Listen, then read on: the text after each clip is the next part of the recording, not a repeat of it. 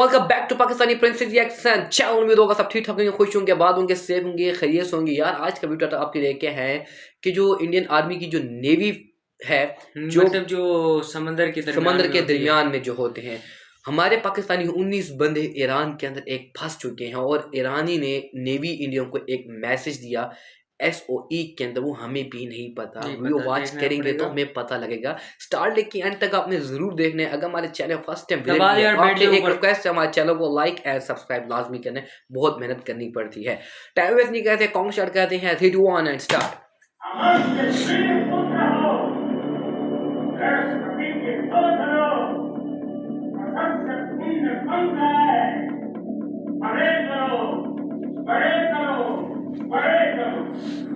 उनतीस जनवरी 2024 दिन था सोमवार। इंडियन नेवी अरेबियन सी में रोज की तरह अपना पहरा दे रही थी कि तभी अचानक उन्हें एक मैसेज मिलता है, एक SOS मैसेज, यानी मदद के लिए मैसेज। इंडियन नेवी वो मैसेज देखते ही एकदम अलर्ट हो गई। उन्हें वो मैसेज एक ईरानियन फ्लैग शिप अल नाइमी से मिला था, जिसे कुछ लोगों ने अपने कब्जे में कर लिया था। मैसेज में इंफॉर्मेशन मिली कि जिस शिप को कब्जे में लिया गया है उसमें पाकिस्तान के 19 फिशरमैन फंसे थे। इंडियन नेवी को जैसे ही इस बारे में खबर मिलती है, उन्होंने तुरंत ही बिना ज्यादा सोचे बस उस शिप में फंसे लोगों को बचाने का सोचा और वो बिना देर किए फंसे हुए लोगों के देश से अपने सारे गिले शिकवे भूलकर अपना फर्ज निभाते हुए उन्हें बचाना चाहती है। इंडियन नेवी उन लोगों की मदद करने चल तो दी थी, पर क्या वो पाकिस्तान के उन लोगों को वहां से छुड़ा पाए? क्या हुआ शिप में फंसे उन सब पाकिस्तानियों का, और आखिर उन पर ये अटैक किया किसने था? इन सब सवालों के जवाब मिलेंगे आपको आज के इस वीडियो में। It rescued 19 Pakistani nationals on Tuesday. INS Sumitra. Hijack पूरा उन्होंने किए। देखिए, इंडियन नेवी ने खबर मिलते ही उस शिप को और उसमें फंसे हुए लोगों को बचाने के लिए अपना रेस्क्यू ऑपरेशन शुरू कर दिया। इससे पहले पाकिस्तान अपने लोगों को बचाने के लिए कुछ कर पाता, इंडिया पहले ही उन बंदी बनाए लोगों की मदद करने पहुंच चुका था। रेस्क्यू ऑपरेशन को अंजाम देने के लिए सबसे पहले उस शिप को लोकेट किया गया जिसके हाईजैक होने की खबर नेवी को पता चली थी। पता चला कि जिस शिप को हाईजैक किया गया है वो ईस्ट अफ्रीका के देश सोमालिया से कुछ ही दूरी पर थी। ये देखकर इंडियन नेवी को समझ में आ गया कि इस शिप को सोमालिया में रहने वाले समुद्री लुटेरों ने अपने कब्जे में लिया है, जिनका मकसद अक्सर शिप्स में लूटपाट करना होता है। लोकेशन ट्रेस होने पर इंडियन नेवी का एक वेसल पूरी तैयारी के साथ उस शिप की लोकेशन पर पहुंचा और पानी में फायरिंग करते हुए हाईजैक्ड शिप पर उन लुटेरों को अपने आने की वार्निंग दी। अब वो शिप इंडियन कमांडोज के सामने थी जिसे लुटेरों ने अपने कब्जे में कर रखा था। उनमें से कुछ कमांडोज समुद्र में कूदे और उस शिप में चढ़ गए जिस पर अटैक किया गया था। इंडियन नेवी के कमांडोज ने शिप में चढ़कर उन लुटेरों को धमकाया और कहा कि वो बंदी बनाए हुए उन पाकिस्तानियों को उसी वक्त छोड़ दें। लुटेरों के सामने अब पूरी तैयारी के साथ आए हुए कमांडोज थे जिनसे बच के जा पाना उनके लिए बहुत मुश्किल था। इंडियन नेवी को देखते ही उन लुटेरों की सिट्टी बिट्टी गुल हो गई। शायद वो जानते थे कि चाहे वो जितनी भी कोशिश कर लें, इनके आगे जीत नहीं पाएंगे। नेवी कमांडोज ने अपना रेस्क्यू ऑपरेशन शुरू किया। इंडियन नेवी को देखकर जो लुटेरे पहले से ही डरे हुए थे, उनका ये डर अब और बढ़ता जा रहा था और फाइनली थोड़े हाथ पैर मारने के बाद उन्होंने खुद ही नेवी के सामने सरेंडर कर दिया। शिप में फंसे पाकिस्तानी लोगों को वहां से बाहर निकाला गया और लुटेरों को पकड़कर उस शिप को सैनिटाइज करवाने के लिए भेज दिया गया। यही नहीं, ऐसा भी बताया जा रहा है कि 36 घंटों में ऐसा दूसरी बार हुआ है जब इंडियन नेवी ने अरेबियन सी में फंसी किसी शिप को और उसमें फंसे लोगों को बचाया हो। इससे पहले भी उन्हीं लुटेरों ने अरेबियन सी में ही एक ईरानियन शिप ईमान पर कब्जा कर लिया था और उस शिप में मौजूद 17 ईरानियन लोगों को बंदी बना लिया था। इंडियन नेवी को SOS मैसेज के जरिए इस शिप की खबर मिली। जैसे ही इंडियन नेवी को इस बारे में पता चला तो बिना देर किए उन लोगों ने जाकर उनको बचा लिया। इसके बाद रेस्क्यू किए गए ईरानियन और पाकिस्तानी लोग और उनके शिप को सही सलामत उनके देश पहुंचाया गया। लुटेरों के हाथों उनकी जान बचाने के लिए और इंडियन नेवी की इस बहादुरी के लिए वो लोग इंडियन नेवी का शुक्रिया करते हुए थक नहीं रहते। इंडियन नेवी के इन्हीं सेल्फलेस एफर्ट्स के लिए दुनिया भर के देशों से इंडिया को काफी प्रेज मिली है। जिस इंडियन वॉरशिप के जरिए नेवी अपना ये रेस्क्यू ऑपरेशन सक्सेसफुली कर पाई थी, उसका नाम है INS सुमित्रा, जो ईस्टर्न नेवल कमांड के अंडर ऑपरेट करता है और वहां की कोस्टल सिक्योरिटी का ध्यान रखता है। इस रेस्क्यू ऑपरेशन की जानकारी इंडियन नेवी ने अगले दिन सोशल मीडिया प्लेटफॉर्म एक्स पर शेयर की है। साथ ही उन्होंने ये भी बताया कि अगर इंडियन ओशन के रीजन में किसी भी शिप पर लुटेरे ऐसे कोई अटैक करेंगे तो वो भी उनके खिलाफ ऐसे और ऑपरेशंस कंडक्ट करते रहेंगे। 29 जनवरी के इस इंसिडेंट से पहले भी ऐसा कई बार हो चुका है जब इंडियन नेवी ने समुद्री लुटेरों से अलग अलग शिप्स को रेस्क्यू किया है। इससे पहले 27 जनवरी को 3 लुटेरों ने श्रीलंका के एक फिशिंग वेसल लॉरेंजो पुथा 04 को अपने कब्जे में ले लिया था, पर जैसे ही इंडियन नेवी को इस बारे में पता चला वैसे ही नेवी का वेसल INS शारदा ड्रोन के साथ कोची से डिस्पैच कर दिया। INS शारदा के कमांडोज ने बड़ी बहादुरी से उस श्रीलंकन वेसल को और उसमें फंसे 6 क्रू मेंबर्स को रेस्क्यू किया और उनको अपने देश पहुंचाया। इससे पहले भी लुटेरों के एक दूसरे ग्रुप ने British oil tanker MV Marlin Luanda पर अटैक किया था, जिसके खिलाफ इंडियन नेवी ने INS विशाखापट्टनम को डिप्लॉय कर रेस्क्यू मिशन सक्सेसफुली पूरा किया। साल की शुरुआत में यानी 5 जनवरी 2024 को भी लुटेरों ने एक लिबरल फ्लैग्ड मर्चेंट व्हीकल लायला नॉरफॉक को अपना शिकार बनाया, पर इस बार भी इंडियन नेवी को जैसे ही इस हमले का पता लगा उन्होंने शिप की लोकेशन को ट्रैक किया और अपना रेस्क्यू ऑपरेशन शुरू किया। इस ऑपरेशन की वजह से शिप में फंसे 21 क्रू मेंबर्स, जिनमें से 15 मेंबर्स इंडियन थे, उन सभी को वहां से बचा लिया गया। खैर, शिप्स पर ऐसे ही कई हमले कई साल पहले भी देखने को मिले थे। साल 2008 से 2013 के वक्त के दौरान अरेबियन सी में आती जाती हर शिप लुटेरों की लूट का शिकार बन जाती थी।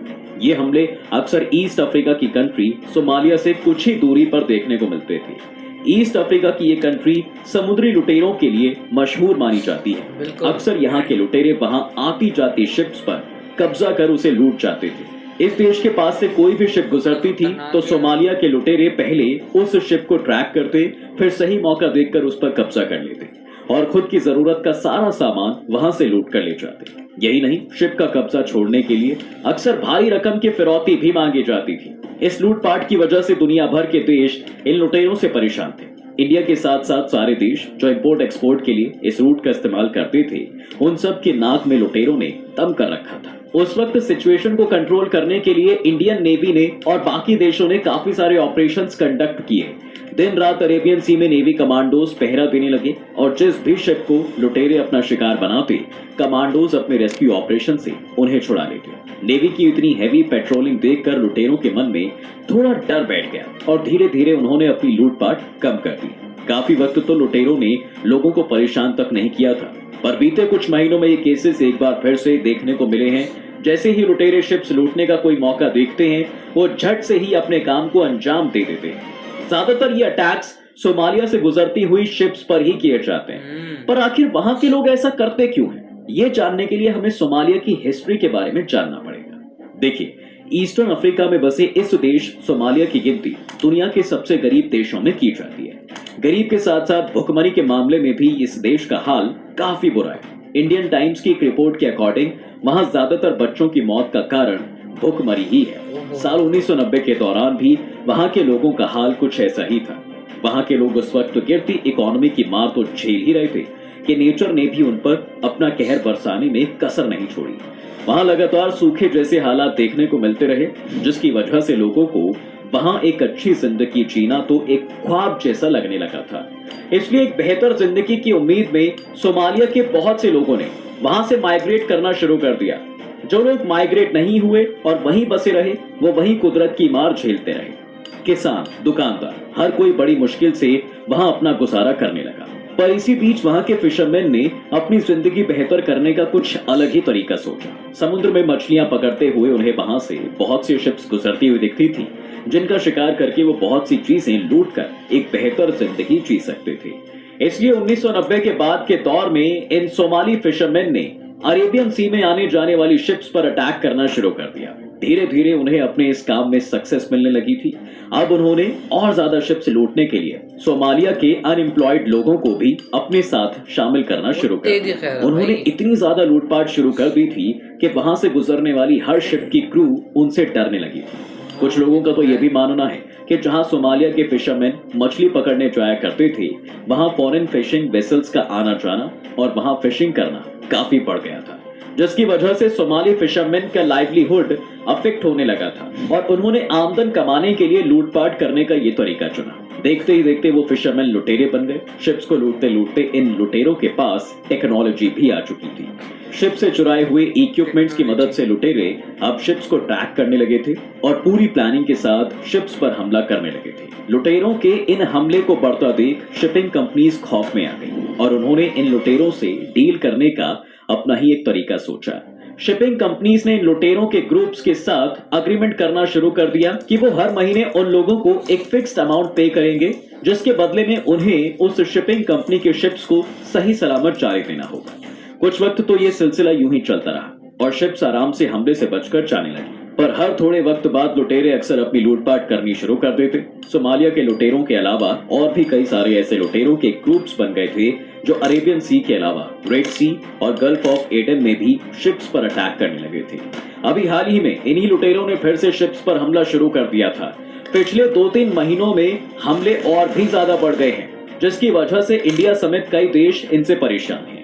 जिन जिन एरियाज में ये अटैक हो रहे हैं वो सब इंडो पैसिफिक रीजन का हिस्सा हैं और क्योंकि इंडिया इंडो पैसिफिक रीजन के लिए नेट सिक्योरिटी प्रोवाइडर है, इसलिए इंडियन नेवी ने इस एरिया में अपनी पेट्रोलिंग बढ़ा दी है। नेट सिक्योरिटी प्रोवाइडर उस देश को कहा जाता है दोस्तों जो किसी पर्टिकुलर मुद्दे पर अपने साथ साथ बाकी देशों की भी मदद करता है। इंडिया ने इसी के चलते अरेबियन सी में 10 वॉरशिप्स डिप्लॉय किए हैं, जिनमें INS Kolkata, INS Kochi, INS Chennai और मल्टी रोल फ्रिगेट्स जैसे INS तलवार और INS तरकश भी शामिल है। इंडिया ने ये वॉरशिप्स अरेबियन सी में ही डिप्लॉय किए हैं जो गल्फ ऑफ एडन तक पेट्रोलिंग करते हैं। इसके अलावा रेड सी में भी हूती लुटेरों ने अपना कहर ढा रखा है, जिसके लिए यूएस ने भी कुछ कंट्रीज के साथ मिलकर अपना ऑपरेशन प्रॉस्पेरिटी गार्जियन शुरू किया है। इंडियन नेवी ने यूएस का ये ऑपरेशन तो ज्वाइन नहीं किया, पर इन अटैक से रिलेटेड इंफॉर्मेशन के एक्सचेंज के लिए दोनों आपस में कम्युनिकेट करते रहते हैं। इन वॉरशिप्स के अलावा एयरक्राफ्ट्स और ड्रोन की मदद से भी समुद्र में निगरानी रखी जा रही है और इन्हीं सब की वजह से और इंडियन नेवी के एफर्ट्स की वजह से ही शिप्स को बचाने के इन रेस्क्यू ऑपरेशंस को सक्सेस मिल रही है। आपका इंडियन नेवी के इन सेल्फलेस और ब्रेव रेस्क्यू ऑपरेशंस के बारे में क्या कहना है? यहाँ वीडियो एंड करते हैं भाई। मैं तो कहता हूँ कि इंडियन नेवी बहुत बड़ी एक कमाल नेवी है, एक वाकई नेट प्रोवाइड सिक्योरिटी है, जिसकी अगर बात की जाए कि सब हम देखा है कि ईरान के लोगों ने एक इनको मैसेज दिया है, सीओ किया है कि अब पाकिस्तानी 19 कैदी 19 के मतलब how India is possible is 19 Pakistani is rescue. सही बात है यार, मतलब कि इसने किस तरह बचाया 19। अच्छा ये तो कुछ ही मतलब और लोगों को बचाते रहते हैं। इनके मुझे ये बात समझ नहीं है कि ये लुटेरे क्यों बन गए। लुटेरे भाई ये जो शुमालिया के लोग हैं, बाकी गरीब लोग हैं, उनके पास ना वो तो है कपड़े पहनने के नहीं है, वो जो लोग वहाँ लोग जो फिशिंग करने आते थे उन पे भी लोग हाईजैक कर लेते थे। मतलब कि इन्होंने काफी हाईजैक कर करके अब जो इंडियन की जो नेवी है, इंडियन की जो फोर्स है, उन्होंने इन शुमालियों कर दिया दूर। फिर जो उन्होंने क्या कर दिया है कि जो साथ लगते हैं, अफ्रीका लगता है और मोबाइल है, मतलब सबने सब पे ये हमले करने लग पड़े और वो सब मतलब यूएस हो गया, गोल्ड एडन हो गया, मतलब वहाँ पे इंडियन नेवी जो है वो पकड़ रही है, मतलब सबको पकड़ती जा रही है। वहाँ पे ऑपरेशन चल रहे हैं, अभी भी चल रहे हैं। ये क्या भाई, ये तो सही बात नहीं हुई, चोरी हराम का खाना खाना सही बात नहीं है यार। देखिए कि अमेरिका ने पाकिस्तान भारत के साथ हाथ में कोशिश की, उन्होंने रिजेक्ट कर दिया कि भारत की खुद एक मिलिट्री स्ट्रॉन्ग है। उन्होंने से इन्फो लिया, एक टॉक्स लिया, बाकी उन्होंने काम होकर खुद किया। तो आई होप आपसे बैठ के आपने जरूर एंजॉय किया होगा। हमारे चैनल को सब्सक्राइब करें, दबा दें, शेयर करें। मिलते हैं नेक्स्ट वीडियो में। जय हिंद।